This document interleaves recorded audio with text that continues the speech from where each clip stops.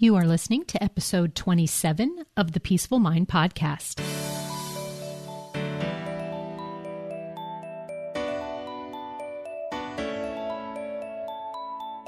Welcome to the Peaceful Mind podcast, a place for creating the peace of mind you need to be the best mom you were created by God to be.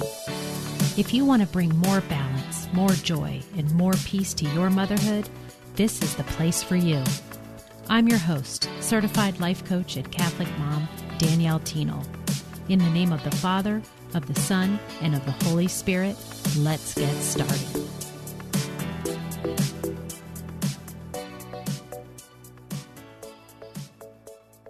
Hi, everyone. This week I have something new and different and very special for you. I have my first interview on the Peaceful Mind podcast.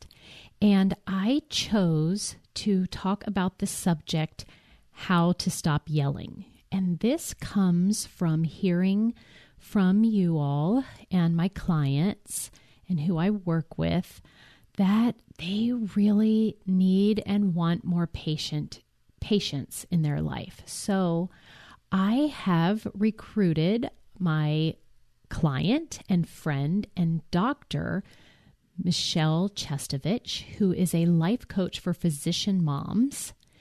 And she talks about this a lot. And I thought that it would be really fun to have a conversation with her and hear her thoughts on how to stop yelling.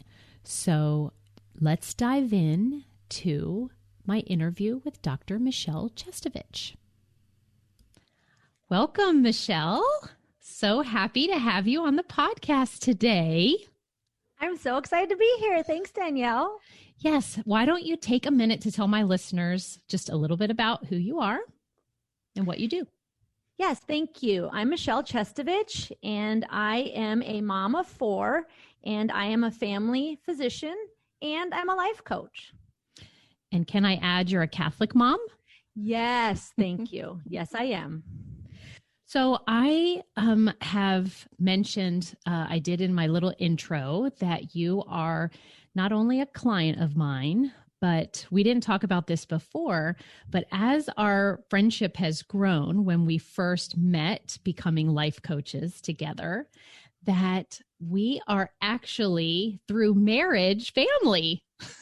I know. Can I tell that little story? Crazy. I love it. It's like, seriously, again, we believe that God brings us to certain places in life. Like that to me was like, wow, phenomenal. Yes. So what happened was I am, my father is one of 12 in a big Catholic family. And I have a lot of cousins, a lot that are even distant cousins that I don't, know very well. But I noticed that even one of my first cousins through Facebook had the same last name as you. And by chance, I asked you, and you have done ancestry work, right? I haven't, but my husband's aunt had. And so we had just gotten a book the year prior with the Chestovich family. And there were 6 brothers who came over from Croatia. And one of the brothers was your cousin's, I think, great-grandfather. I know. So everyone listening, look at how God worked in there. Michelle and I just really hit it off. And then just because I was curious about this last name that matched, then we found out we were actually like cousins through marriage. So how fun is that? I will take it. Yeah. So again, you mentioned that you are a life coach physician for moms, but I have noticed in your work that you talk a lot about the subject of how to stop yelling. And I wanted you to tell me more about that because I know that my clients and listeners bring up to me all the time that they lose their patience and they want to be able to be a more gentle and calm mom and kind of think something's wrong and broken with them. So tell me more about your work there. Yes, I agree. I see that in my mom clients as well. And just for myself, having had 4 little kids, 4 under 6, I think I had at one point, running around being kids. And I used to always say out loud when things were getting a little rambunctious, "Dear Lord, please give me patience." So, that's always great to ask for grace and have patience land upon us. And yet through coaching, I realized that we can create the patience that we crave. I know you've talked about in the past how the way we're thinking creates our feelings. So if it's a feeling of patience that we want, how do we get there? But I usually start, number one, looking at like, why are we yelling? That's the action that we want to change. And I always just tell people, number one, this is not a problem. So many of us worry that we're horrible mothers because we yell. We don't want to yell. And yet the first thing that I feel we need to do is give ourselves some self-compassion. We are good mothers, because if we didn't care, like, it wouldn't bother us that we yell. Yeah, I know that. When I had my 3 and they were all young, which it's actually when more of the yelling and frustration happened, I'm realizing now through all of this work and what we've learned through coaching that it was not because of what they were doing, but because I was so stressed out and yes. and thinking that I didn't want it to be this hard or be this way.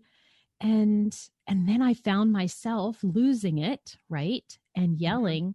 And then there was the whole beat up. Like, I wanted to be a mom so badly, and I never pictured myself raising my voice and, getting all hot in the face and steam. And so then it just the guilt sets in. And yes. I used to have to, I guess, and I see that from my clients too. They tell me if like I'm not a good mom, or if only I were more patient. Mm-hmm. Yeah. Right. So then we get in this like self-judgment and we're like, I shouldn't do that. And then we feel inadequate. Well, how do we show up when we're feeling inadequate? Right. Not necessarily our best self. So the first thing I say, the number one step, if we want to yell less, self-compassion. It's like absolutely self-love. Like, we are humans and sometimes we yell, and that doesn't make us bad moms. And 2, we can learn to change the habit. No problem. Right. And I love that self-love, because the way I always think about self-compassion for myself is, what if one of our mom friends told us that she yelled at her kids and was feeling terrible? Like, what would we say to her? We would say to her, that's it. It happens. It's normal. Yes. And, you can be forgiven. And we would just tell her to forgive herself and move on. You are a good mom. We just 100%. Messed up. Yeah. And yet we're often our very harshest critics. So like, that's so huge, because once we realize, I'm human and I made a mistake, and that's okay, and I can apologize. Now, what do I want to do moving forward?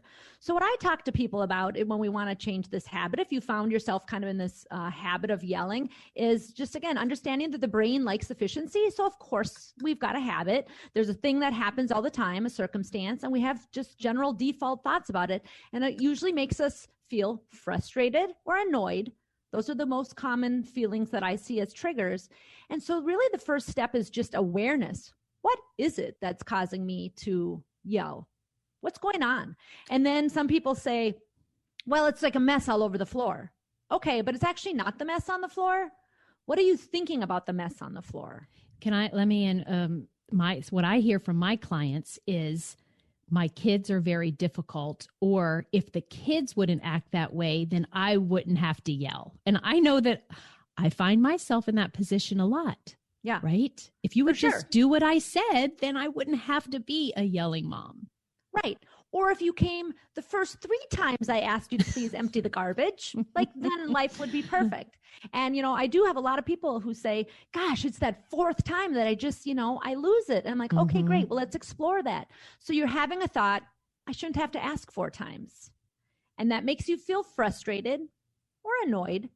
And then the action is yelling. So again, really exploring, what am I thinking when I get to this, like, quote unquote breaking point? And we don't often notice it in the moment. So this is something that's good to reflect on later if you're wanting to change this habit, because most of us in that moment, it's just, I would say the horse is out of the barn, like it's already happening. But later when we reflect, we think, okay, what was I feeling? What was I thinking? Right? Yes. And now that I know this, now that I know, and I can see that it was, it isn't what they're doing, but what I'm thinking about they're doing that's causing this. And then after it's happened and I watch myself start to feel bad or feel guilty about it. And now that I know, well, I have power over feeling guilty too. So is this going to serve me? Am I going to bounce back and go back to, serving my family like I want to if I stay feeling guilty? So now I find I can I guess, get myself out of it faster and quicker, which is what I love about learning about this work, about how our thoughts create our feelings. But not a lot of moms out there know that. And then they keep adding on, layering on self-judgment on top of that. Do you find that as well? That's exactly right. Because you don't realize, like, I thought it just happened. Like, I thought I just lived in the land of frustration because I had children that weren't necessarily listening to me, or a mess. And I thought I had to control everything and have it just so in order to feel that kind of calm and patience. But in learning the tools, right, that I can take a step back, like, what is going on here in my brain? But so again, I usually just say, start with like getting curious. What is going on? Why are you feeling this way? And when I dig in, when I'm working one-on-one with a client, I love to ask, well, like, well, why is that a problem? Which I know you've mentioned too. Like, well, why is that a problem? Interestingly enough, it often comes back to us thinking we're not doing a good job as a mom. Right. Interesting. You know, like, okay, so I say something to my child and they talk back to me, and that makes me annoyed, and then I snap at them. Well, why is it a problem that they spoke back to me? You know, and then it might come out that, like, well, I feel like I'm, you know, raising disrespectful children. And then again, I'm mad at myself. Yeah. And then you can, like, is that true? Like, hey, no, it's not true. Right. Right. But it feels true. Yeah. It feels true. Right. It feels true. It's like, why do we get frustrated when our child, we have to say it 4 times? Because we think that they should come on the first time, because we think if we had taught them correctly that they would. So again, I just thinking that awareness of like, what is it? And everyone has their different flavor, variety of what it is that kind of causes that frustration or annoyance. And again, that's such a great place to start. Then I always say, I'm sorry. No, you go ahead. Then I always say, like, okay, let's accept this. Great. This is who I am. Instead of beating ourselves up, I'm having these thoughts that are creating this constant frustration, and I'm in this spin cycle of frustration. Okay. Now, where do we want to go? This is what I call the planning and practicing. So if we want to land on patience, we can learn how to create that. And what I love to tell people, and I love to remind myself, with kids, we have lots of opportunities to practice. That's right. They're our greatest teachers. Yes. And, you know, if one thing happens, you know, on repeat with our children, it's going to keep happening. So we have lots of opportunities to give it a go. So I always say, like, okay, great. So your children aren't coming on the first try. You don't want to be yelling at them. You know, how do you want to feel when they don't answer? I think patience is great, but I usually try to help myself and clients get to this place of acceptance. Yes. Because then I feel that we can show up and teach them, right? We don't want our children to be running wild. And it's not acceptance like, well, whatever. They can just run around, run amok. Because of course we want to raise respectful and kind children who know how to follow the rules and want to help out, whatever our family values are. Yes, I love how you brought up acceptance, because when I get to that place after it's happened and I can accept that it happened, and it happened because, you know, not because of them, and I take that responsibility, then I decide, what do I want to do next, like you just mentioned. And oftentimes for me, it is, I want to go apologize. I want to ask them for their forgiveness. And when I do that, then I realize that I'm being an example of, okay, no, I'm not a perfect mom. And I did take responsibility, and I can show them, like, this is what we think, you know, is part of our quote, good mom, is to be an example to them. And that often means that we have to apologize and, you know, ask for forgiveness and say, we're going to try something different next time. I think that's 100%. I love that you took it back to us, because again, it just really reaffirms that we need to have that self-compassion. And 2, I think it really helps a lot of us to realize that we can have acceptance for our kids. Right. So, right? Yes. Because a lot of times we think, well, they just aren't behaving appropriately. And then I get angry, like, why can't you act like I want? That doesn't help change their behavior. Years ago, I took a parenting course, Love and Logic, and they talk about giving, you know, consequences with empathy. And I thought, that's all fine and good, but I'm frustrated at this point. Yes. How do I, you know, give a consequence that's appropriate with empathy when I'm feeling frustrated? And now I realize, you can't. It's very, very difficult. So again, when I come to a place in myself of acceptance for my child, then I can say, like, I can either let that go, and or from a place of love and acceptance, I can say, that's not appropriate. That's not how we talk. And, this is the consequence.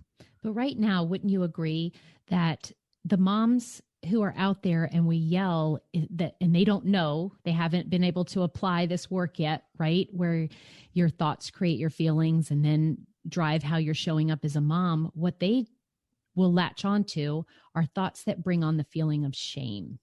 Yes. I'm a horrible mother. And then the shame, that's where I see this part of then, layering on top of that. First, they're guilty, then they feel shameful. But then I want to just kind of say, like, then when you're feeling shame, then what do you do? Right? Yeah. Maybe you certainly hide. Don't show up as your best self. Yeah. So the ones that are thinking that it's their kids, that they have these thoughts that, well, I have difficult kids. Like, you don't understand my kids. Yeah. Yeah. What would you say to them? I just explore that. I'm like, wow, when you think the thought over and over, and it's usually in your subconscious, oh, I have such difficult children. Our brain loves to go to work finding evidence for that. And that's all you're going to see. It's kind of like taking a microscope and like tuning in exactly what are all the difficult things that your child does. I try to help my clients kind of erase that. I'm like, oh, that's probably not helpful when we're thinking like, oh, they're so challenging. For instance. Right. So just explore that a little bit. Like, what is it that makes them difficult? And I always say, what are we forgetting to remember? Tell me the most delightful things about this child. Oh my goodness. Then all of a sudden their eyes get wide. They're so funny. They're so, curious and imaginative. I'm like, good. Now at least we've got our view wider than just looking at all the challenges that this child presents to you. Yes. And then if you do the same for yourself, right? Yes. So, okay, what is it that I'm not paying attention to about myself? Why is it that I'm in situations that I'm allowing to keep myself being stressed and overwhelmed and feeling out of control, right? That, the way that you would say, okay, what is it that I am doing well as a mom, to take the focus on this one little part that you may have yelled or lost it at some point. But 100%. Right? We look at, and again, our brains are trained this way, right? We're wired to look for danger. We're wired to keep our children alive, to see everything that's quote unquote going wrong. So, okay, good to know. But let's widen the view. Ask yourself, okay, this I don't love about being mom, but what are all the wonderful things that I do as a mom? Give ourselves credit for that. It helps open up. I just love opening up the horizon of what we're looking at, whether it's ourselves or our children or anyone around us for that matter. Yeah. So what would you say to a mom who is like just very simply wanting to be like, I want to stop yelling? Yeah. I love that question. I'm like, okay, number one, you're not broken, right? We have these ideas that like the perfect mom never yells. And then I explore that. Is that true? Can you be an amazing mother and still yell sometimes? And then we talk about how, apologizing to our children, like, isn't that an amazing gift? Isn't it wonderful to show our children that we too are human and can have the emotions and get frustrated and apologize? I personally think that's an amazing gift. And yet we do want to yell less. And this is when I just say, let's get curious. What are the top 5 triggers that make you yell? And people can easily rattle those off. And usually they mention the things. When they don't come when I call, when there's a mess, those sorts of things. And then I take it the next step. Okay, what are you thinking about that situation? And really just getting at that root of what they're thinking. To get to the root of it. Exactly. And then like, what are you feeling? Or I will often ask people like, what are your top 3 emotions that cause you to yell? I find them to be often frustration and annoyance. Interestingly enough, it's not typically anger, but yeah, I've noticed for myself, it's definitely stress. Like when I'm stressed about something else, then my daughter comes in the room and asks me to do something and it has nothing to do with her. Yes. Right. And then that's where it just triggers. But I see it's about me. It's not about her. Yes. And a lot of my clients who are trying to get out the door in the morning to get to work and get their little ones bundled up, that time urgency, that feeling of stress is often the trigger. Perfect example. And then how about right now, depending on when you're listening to this episode, right? We have a lot of moms who are now at home. Children are home. They're doing homeschooling and now they're finding or believing that they have a lot less patience. 100%. And they're thinking, again, thoughts on repeat, like, I'm not a teacher. I need to be doing other things. All these things that just fuel that stress, frustration, overwhelm. And just one other thing that I talk to my clients too about, you said it's typically not about us. I always talk about this thing called the emotional baseline. And when we're neutral, like, we can handle most things. I mean, this just, again, I like to explain that this proves that it's not the circumstance. It's not the mess all over the floor that makes us mad, because there might be some time where we're feeling great. We've had good sleep. We've, taken care of ourselves. Nothing particularly stressful has gone on. And then we see this big mess and we might like chuckle, like, children, they're so funny, right? Exactly. Whereas other times we might be coming off a few nights where we haven't slept as well, where we are stressed about paying bills. And then someone, then we see the mess. And then it's like the straw that breaks the camel's back. So depending where we are on that emotional baseline, whether we're more neutral or we're feeling more stressed or more kind of content, makes a big difference how we react too. Right. And so for my moms, I am helping them have more peace in their life. And then with this podcast, especially, it's all about having a peaceful mind. So let's just kind of recap before a mom yells, right? Yes. What are some of like those main ways to have peace of mind? Well, actually, like before, during, and after. Like, let's just give them some examples of what they could be thinking. Awesome. And this is exactly where I say we have lots of opportunities to practice. So I say, let's create 3 thoughts that we can think about this situation. I call them back pocket thoughts. Like, what are, if this is going to happen again, the child isn't going to come to dinner or whatever it might be. How do we want to think about that to create a feeling of patience or calm? Or again, I often go to acceptance. So oftentimes then you just practice. So if I think the thought like, of course, they're children, this is normal. Right. That makes me feel accepting when they're bickering with one another. Instead of thinking, oh my gosh, I'm a horrible mother on default. They shouldn't be yelling at one another. I practice the thought, they're kids and this is normal. And then from the place of acceptance, I can show up and say, hey kids, it's getting a little loud. You want to take that downstairs or take it outside? And, or I can just like gently walk away. I can decide what I want to do from that place of acceptance and calm versus just the reaction, my default, pathway of getting frustrated. So that's what I would say is just like working with every individual and saying, okay, how do you want to feel? You want to feel calm in this situation? Then just what do you need to think to remind yourself that, you generate this feeling of calm and practice it. And then I especially want moms to, because it will happen and it does happen. And hopefully less often when they learn this work about it, taking responsibility and, having different thoughts about it so that they can feel differently, right? But I do know that afterwards, this is where I also want moms to be able to have more peace of mind that because they have yelled at their kids and they didn't stop themselves. Yeah. Okay, since that happened, let's not argue that it did.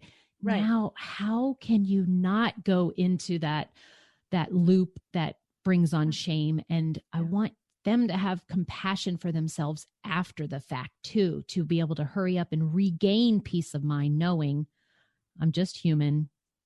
I make mistakes. For me, that really helps. And that's what I share with people. Just like, I am human. I make mistakes. We all know that, right? We're here on earth to have this experience.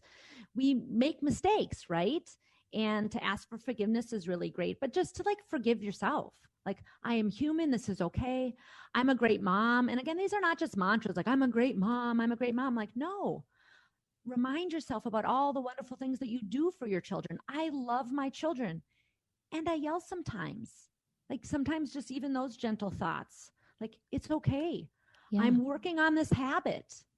And if you're a mom who yells more than you would like to, you don't have to rely on your past and look to your past that's how you've always been. And then you start labeling yourself that way. And then, feeling, thinking thoughts like you can't change. But on the other hand, that all the power lies with where you are right now after you've yelled, or to make the decision, how do I want to do things differently moving forward. And it only matters what you are thinking and believing about yourself as a mom and your actions that you're taking right now to create a different future. I agree 100%. And the other thing is to realize, again, our brain loves to do things efficiently and create patterns. And so, okay, we've created this pattern, some of us of yelling. I can create a new pattern. I'm working on creating a new habit. I love my kids and I'm working on yelling less. To remind yourself of that, I'm not broken because I lost it. I'm working on it. Yeah. And this, of course, is what we do as coaches, right? We help those who want to make changes in their patterns of thinking so that they can create a different future. Yes. And I think sometimes when you're in it, you're kind of stuck and you don't even realize it. So to have a loving set of outside eyes, a little bit of an objective view of what's going on, they can kind of give us a little glitch to a little tip to kind of get out of that stuck pattern. Yeah. Perfect. Michelle, thank you so much for coming on to talk to us about this very important subject that I know a lot of moms need to know. You know, when we get together, we're all we're on the same path. We're dealing with the same things, and yes, we sometimes yell, but we do want to learn how to stop. We all are after more patience and gentleness, right? 2 fruits of the Spirit. I know that I have asked God for the fruits of the Spirit many times. Yes. Oh my goodness. Yes. So thank you. I believe in that for sure. And 2, you can learn to create it. I think that that's part of it, right? You know, I think understanding that, yes, we can ask for grace. We can ask for all of this. And 2, we can learn to, create it within ourselves so we can share it to those around us. We can show up more how we want to. Perfect. So tell us, Michelle, if we have any physician moms out there who want to hire you as a life coach, where can they go to find you? Well, I have a website that people could sign up for a free consultation at www.mamadoclifecoach.com. Also, I have a Facebook group called Mama Docs Who Yell and Want to Stop. So you're welcome to check that out on Facebook. Come on in and we talk about supporting mamas in our journey of motherhood. Perfect. Thank you again, Michelle. Appreciate having you on the Peaceful Mind podcast today. Oh my gosh, this has been such an honor. It was so fun. Thank you. Okay, Catholic moms, I hope you enjoyed that first interview on the podcast today, and be sure to check out the show notes in order to find more information on how you can have a discovery call with me and all the information to be a part of Dr. Michelle Chestovich's group if you are a physician mom. And don't forget to press subscribe and rate and review the podcast. Have a great week, and I'll talk to you soon. Thank you for tuning in to today's episode of the Peaceful Mind podcast. Are you ready to take everything I teach you here and put it to work for your own life? To really learn how to have peace of mind no matter what is happening around you? If so, I'd love to have you as a client. As your coach, this is where you'll get personal and focused time on your own mind using life coaching tools, concepts, and proven life-transforming wisdom, all through a faith-filled lens. To learn more about how we can work together, come on over to DanielleThienel.com. There, you'll see how to sign up for a free coaching consult and learn how to get started. Until next time, peace be with you always.